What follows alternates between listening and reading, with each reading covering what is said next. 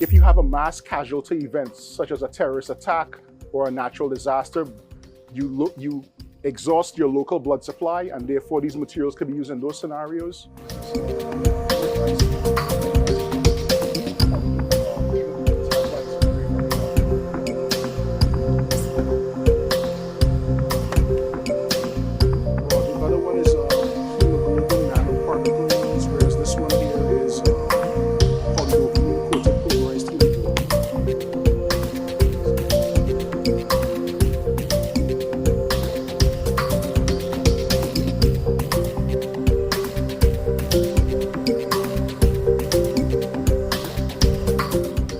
When you donate blood, that blood only has a 42-day shelf life before it's thrown out. That's why you have these frequent blood drives.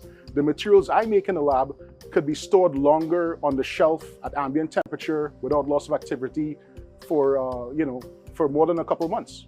And also the materials are universal in that they can be transfused into anyone with any blood type without causing an immune response. The building block for these materials is hemoglobin. And this hemoglobin we extracted from outdated human red cells. So as I mentioned to you before, when you donate blood, that blood, there's an FDA mandate, that blood could only be stored for 42 days before it's thrown out. Okay, and that's why you have this need for continual blood drives, right? So this outdated blood that you cannot transfuse, we can make use of that in the lab. So we could take those old red cells, while they're not fit for transfusion, the hemoglobin, which is the molecule in the red cell that's responsible for oxygen and carbon dioxide transport, we can purify the hemoglobin from those old red cells, and that hemoglobin serves as the building block for making our artificial red blood cell substitutes.